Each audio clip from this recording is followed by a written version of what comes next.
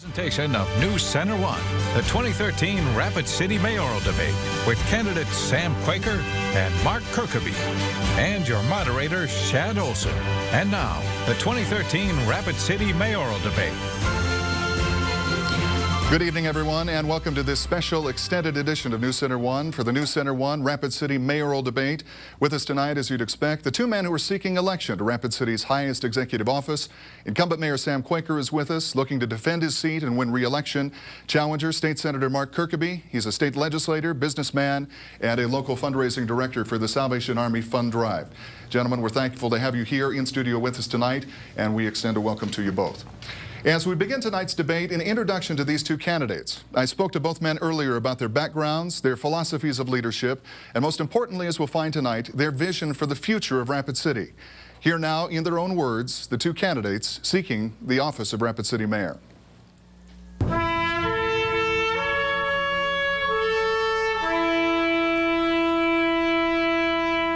I'm Sam Quaker, and I'm Mayor of Rapid City. My wife, Jennifer, and I have 3 daughters, and my wife, Jennifer, is a dental hygienist here in town.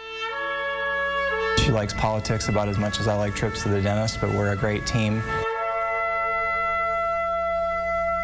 I have extensive private sector management and leadership experience, including Golden West and Gateway Computers. And I was elected to the City Council in 2002 and elected to be the mayor in 2011. Well, Rapid City is it's like an oasis in the prairie. And one of the things that we're seeing in our community is we're seeing a drawing out of the prairie. We're seeing people coming to our community, people from elsewhere in the area and from all over the nation, because they're seeing what we have to offer. My vision is for positive, people-focused government, to continue focusing on our aging streets and utilities, to continue cutting the red tape, to provide better customer service to our citizens, employees, council members, and businesses, and also to continue focusing on economic development. I am Mark Kirkeby. I'm applying for the job of mayor of the great city of Rapid City. Fortunate that my family has been here for right at a half of a century. My wife Cheryl and I have 4 grown children. Now we're blessed with 5 beautiful grandbabies. Very actively involved in our community, blessed to provide service for the last half a dozen years with the Salvation Army. Actively engaged in our community. We get involved, try to do whatever we can to enhance the quality of life of our citizens. Rapid City is an incredible community. I think what really sets apart our community is our citizens, our character, our desire to serve, to get involved, and to help our friends, our neighbors, and our family. We've been tested an awful lot in the past through disasters and through triumphs as well, and it is our #1 asset that we do have here in Rapid is our citizens. Being raised here in Rapid City, I know the people, understand the issues. I'm not going to point fingers. I am going to be a man and have a backbone and accept those responsibilities and not point fingers. If you want some accountable government, Mark for mayor's your man.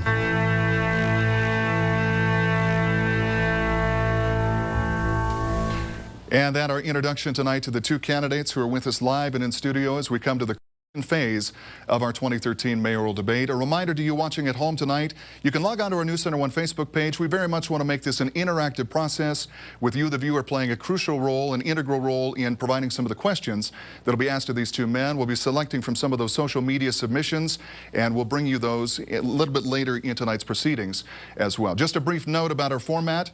Our first questions will allow for a 60-second response by each candidate. And here we go. Mayor Quaker, we'll start with you for the first question, and this dealing with economic development. There is a lot of talk these days about government's role in either promoting or obstructing business development and small business success. In your mind, Mayor Quaker, is government capable of creating jobs? And how should government operate on a local level to make it either easier or harder for business to thrive? You have 60 seconds. Well, thank you, Shad, for the opportunity to be here tonight. First of all, I believe city government's role in creating jobs is to help get out of the way and to help facilitate the creation of jobs. City government in and of itself cannot create one job, but city government can help facilitate the creation of jobs by cutting red tape, as we've done. We've cut 46 different boards, commissions, and committees. We are also working to streamline our other processes. And I also believe that the role of the mayor is to help promote economic development and to help not only bring new business to town, but also to help existing businesses expand. I believe that the truest test of vitality of a community is that local businesses are expanding, and we're seeing that now. All right, and State Senator Mark Kirkeby, you're somebody who's been in government, you've been in private business, you're working as part of a nonprofit currently. Same question to you, is government capable of creating jobs? In what ways do you believe that should local government operate to make it easier for businesses here locally to thrive? Chad, thank you very much for the question. And I think government certainly plays an incredible role in the economic opportunities for our entire community. Fortunate on the state level that we have been able to maintain our low taxes and to create that excitement and that reason for people to live here in South Dakota, and more in particular right now in Rapid City. And I do propose offering a little creative opportunities for the citizens of Rapid City within our current economic development partnership, is throwing in a couple new tools within that, and including housing and including preparing our educated workforce, because we certainly do have to have that when those opportunities present themselves. Government does need to step up to the plate, and if we're able to initiate a new education program, say at Western Dakota Tech, that can immediately have that plan of attack on educating the workforce, that's a tool in the toolbox that we do not have right now. But more importantly, government does need to be supportive of our current businesses that we have.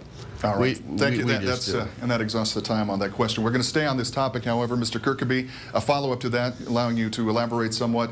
I want you to describe Mayor Quaker's performance during his term in office as mayor regarding economic development. What would you do as a candidate? What would a Mayor Kirkeby do differently in regards to spurring economic development? You can elaborate on what you were just talking about. Well, thank you. I think first and foremost, government's responsibility is to allow businesses to continue on growing. When in fact you do have a successful business, they're creating wealth not only for that family, but for their friends and their neighbors, and they're allowed to shop at the various stores that we have here. Right now, just because of a particular business, you can't have a trademark or have that illusion that you don't like a particular business. And with that said, we have to encourage legal operating businesses to stay in business and just allow them to create that wealth and hopefully to expand. And if you don't like a particular business, you just don't go there. But the philosophy change that we have is, I don't have a predetermined notion. Business is here for a reason. I'm so appreciative of the thousands of small businesses that are in operation right now.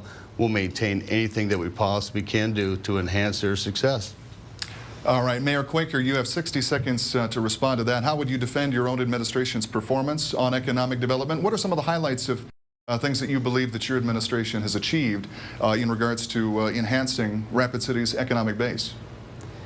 Well, I think one of the key roles of the mayor is to help promote the city, and to also to empower our department heads and to empower our talented city employees to find ways to say yes rather than saying no. And there is a stark difference in this race between my opponent and I on economic development. I was invited by the economic development team recently to go to the Williston Basin Petroleum Conference up north. And that was a very successful conference, and my opponent believed that I was micromanaging economic development by going to that conference. When he was asked at the previous debate whether he would go to the conference if he was elected mayor, he said he didn't know what his schedule would be. And so what we're seeing in this race is we're seeing two different points of view. I've articulated a clear vision, and my opponent's vision is to oppose mine. All right, we're going to move to our next question as we go through this time starting out with Mayor Quaker. Public servants across the nation recognize the two P's that citizenry consider crucial to everyday life: potholes and plumbing. Utilities and infrastructure, they're a never-ending and obviously very expensive battle.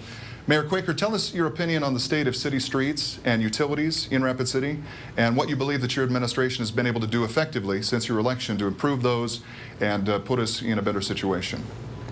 Well, one of the things that we have done as a city is to put a renewed focus on our streets and infrastructure. We're spending more this year than the last couple of years, and we're going to be spending quite a bit more next year. But it's not just spending, it's also priority. We are focusing on residential streets, we're focusing on the minor arterials, we're focusing on the areas of town that have been neglected for a very long time. And one of the reasons these areas were neglected is because if the utilities, if there wasn't the money to fix the utilities down below, then the streets itself, the streets themselves weren't fixed, and so we're now focusing on that as well. And I believe that in order to help our community continue to expand and grow, we need to continue to focus on our existing infrastructure. For the first time in a long time, we now have a pavement management index, and we are able to prioritize the issues with our infrastructure and systematically address those issues. And we'll leave it right there. Mark Kirkeby, Senator Kirkeby, you have 60 seconds to respond to that. As recently as 5 years ago, there was a study that said that and suggested that Rapid City had in excess of $250 million in a backlog of both street and utility repairs. What do you believe that the Quaker administration could do better or could have done better, and what do you think previous administrations might have done better regarding prioritization and city infrastructure? Well, again, Chad, it's a question that certainly needs some true leadership on it, and that's certainly the facts and the figures that I'm aware of. And if you throw on that $250 million figure just in infrastructure, that's significant, incredible investment. And where has been the vision and the planning and the predictability and laying out that actual game plan to accomplish those tasks? Just recently, a nice tool in that toolbox, and it wasn't significant, but it would allow an awful lot of pothole repair. $400,000 was not utilized within our tax base. Not only would that allow for infrastructure improvement and development, but it certainly allows those seeds to be planted so you can actually plan and create and look towards the future. These problems aren't going away, and a real leader is going to step up to the plate and not play these gamemanships when fixing potholes, when the real issue is we really should not be budgeting for re-election. We should actually be rolling up our sleeves and getting the job done. All right, Senator Kirkeby, we'll have to leave it right there. That brings us to our first commercial break. We will revisit that topic of infrastructure expenditure. We'll be casting it in the light of the 2012 fund, that very valuable toolbox that Rapid City's been able to use to such good effect in terms of bringing new facilities and new infrastructure to town. There's some who suggest that it should be used more for infrastructure and less for those renewal of facilities, and we're going to be exploring that specifically regarding the Civic Center, the proposal for the Civic Center expansion. We're also going to be talking about the controversy over embattled Alderman Bill Clayton, and in the final segment tonight, again, your questions via social media. The viewership at home with an opportunity to submit questions that will be included right here with these candidates. You're watching the 2013 Rapid City Mayoral Debate right here on News Center 1. iMart Express is the real deal. Get one complete pair of glasses with single vision lenses for only $38.74 or two pairs for only $50.92. Choose no-line progressive lenses and get two complete pairs for only $97.92. Every frame comes with a free 1-year warranty, and we'll have your glasses ready in about an hour. That's one complete pair, $38.74, or two complete pairs, $57.92. iMart Express is the real deal. In Rushmore Crossing between Target and TJ Maxx. Looks nice, doesn't it? Yeah, but it seems a little scary. I wish we had some extra help. Huh? No problem, guys. I gotcha. A mortgage credit certificate from South Dakota Housing can get you up to $2,000 every year to help you buy your first home. Thanks, Max. I'm off to help other folks. To find out how you can get up to $2,000 every year to help you buy your first home, visit firsthomesouthdakota.com. Your head weighs about as much as a bowling ball. During a rear-end car accident, your neck muscles can be injured trying to hold back over 200 pounds of force, moving backward, forward. That's whiplash. Our firm has represented many folks in their car accident cases where an injury today meant big problems down the road. If you've suffered a neck or back injury in a car accident, Don't go it alone. Call us at Whiting, Hague, Dorsey, and Hague. We can help. This is the 2013 Rapid City Mayoral Debate.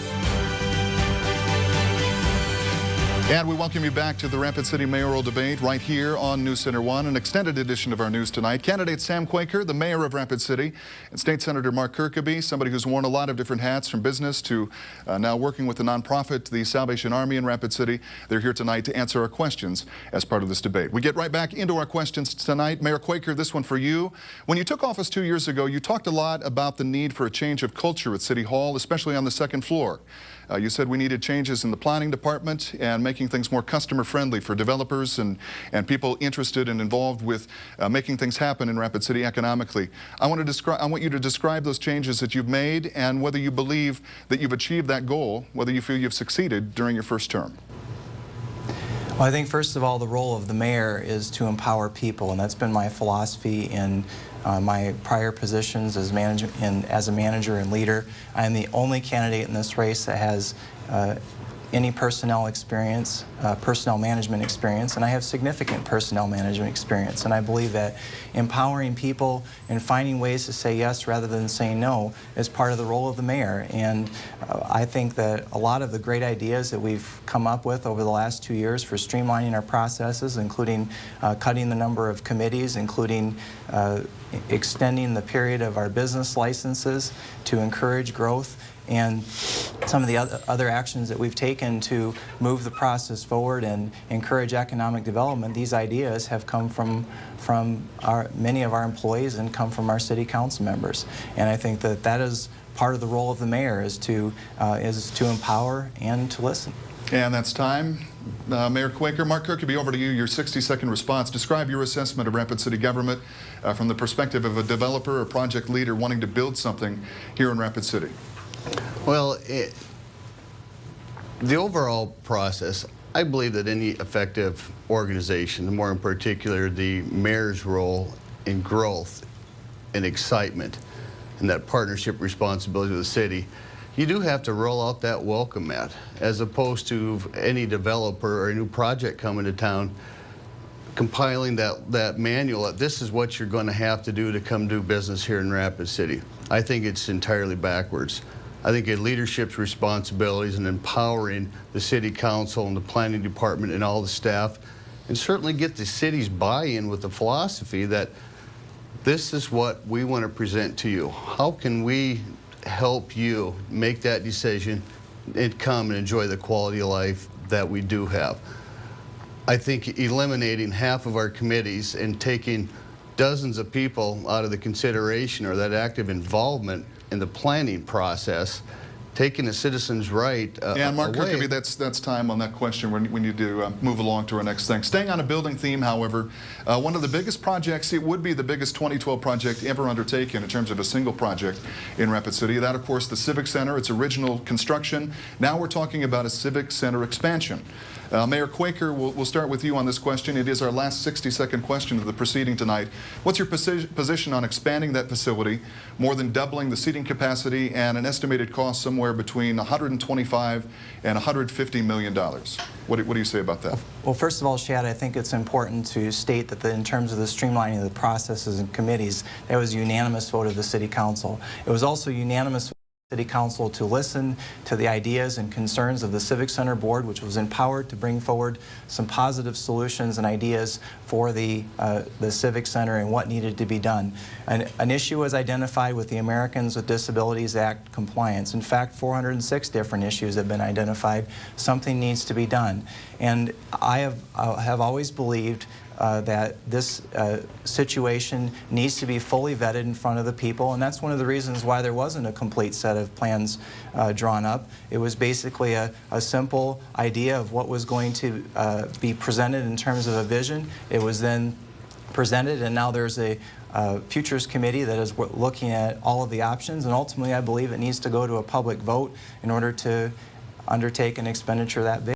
All right, Mark Kirkby, your response to that. Critics have called this a white elephant. When we cast it against the backdrop we've already laid out in terms of the backlog of other infrastructure costs, what is your belief about the undertaking of that project? Well, I can certainly appreciate any citizens calling it a white elephant, and that certainly was that overall process of months of work behind the scenes without any public input in these secret meetings to reveal a plan of a potential $150 million expansion project that would frankly eliminate any future use of 2012 funds for the next 20 to anticipated 30 years.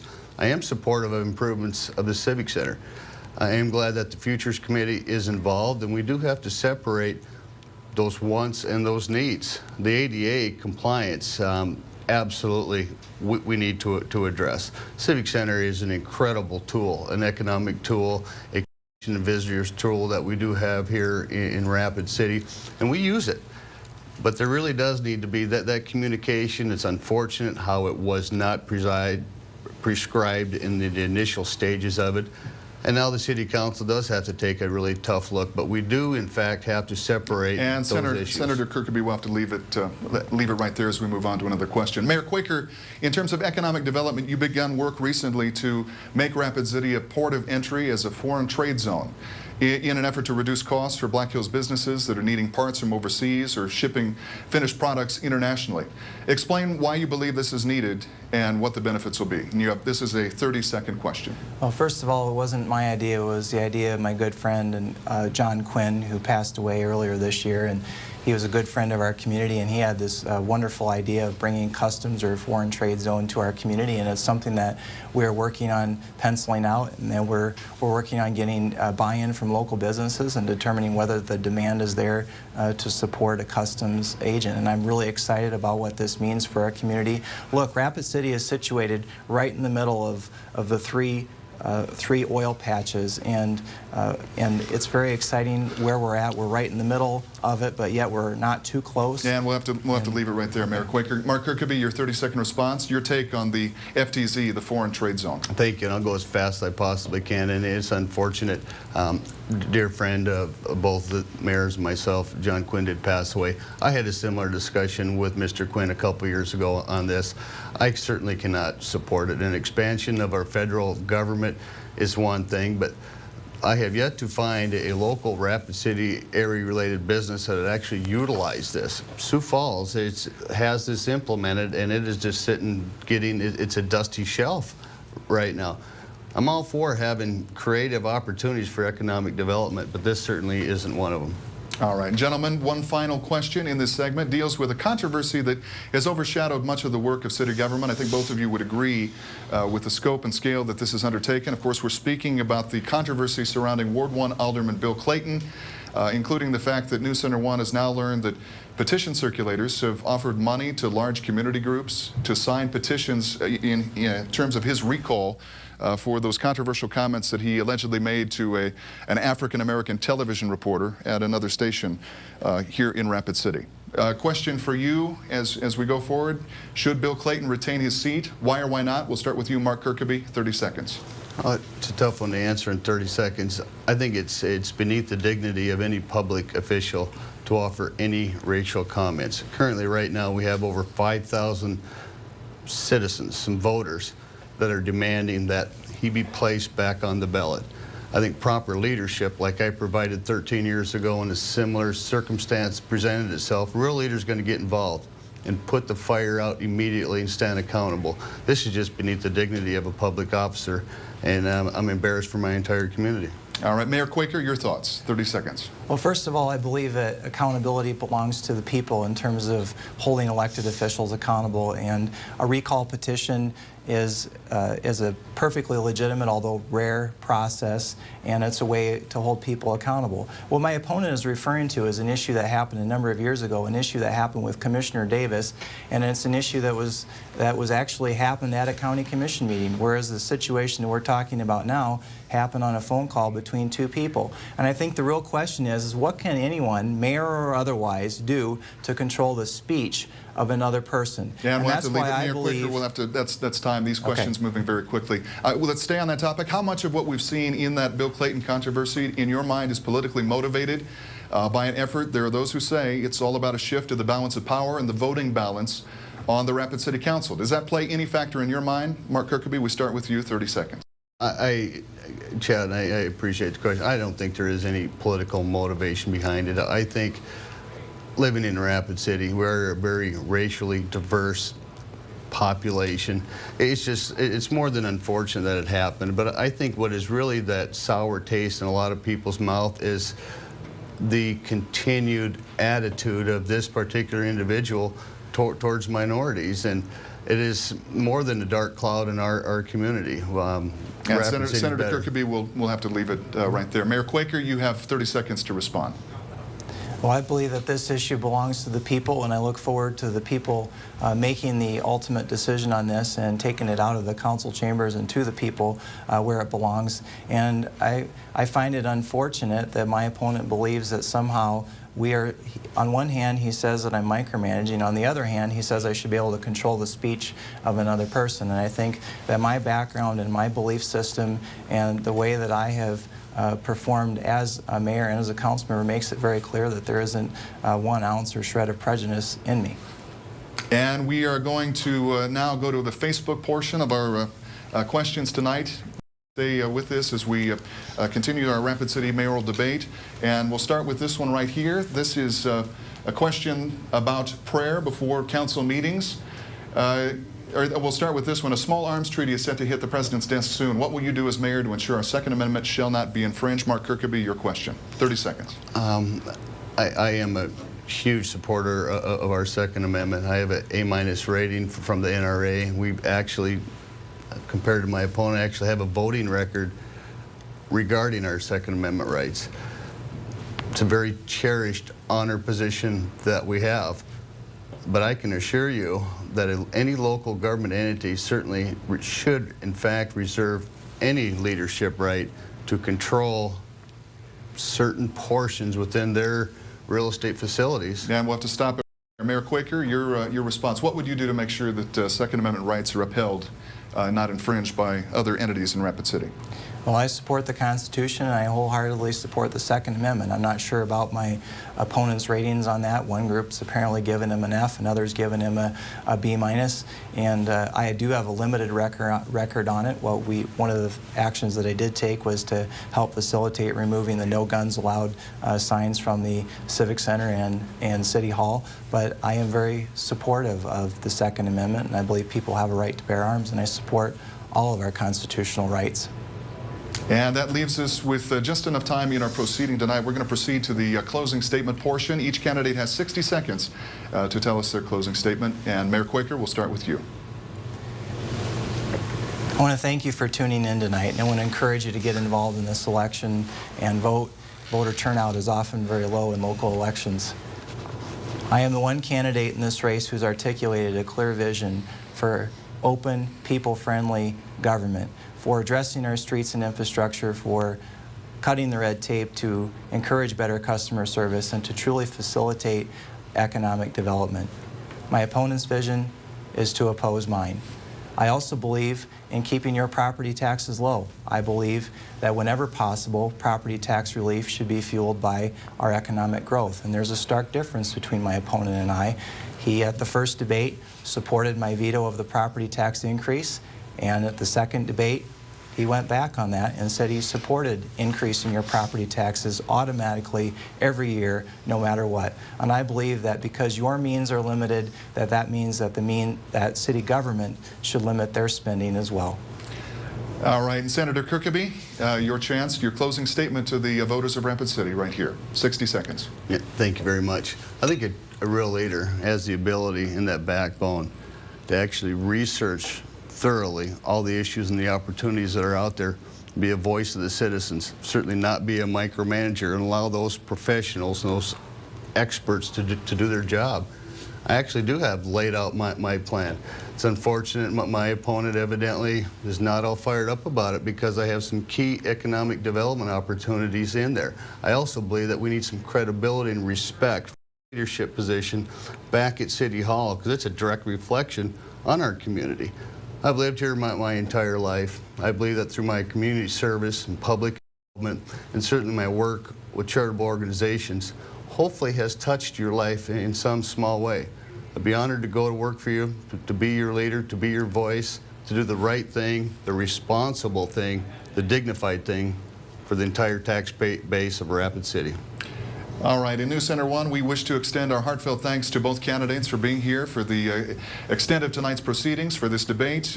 Challenger State Senator Mark Kirkeby, we thank you. Mayor and incumbent Sam Quaker, our thanks to you as well for being in studio. And for those of you at home watching tonight, a reminder that with the freedoms of open government and democracy comes the responsibility of participation. We invite you to get informed, stay informed, and of course get out and vote in this election. There will be a repeat of this debate. It'll be rebroadcast right here on News Center 1 at future times and dates. Be watching for those, as well as on our other digital channels here in the Black Hills as well. This concludes our 2013 Rapid City mayoral debate.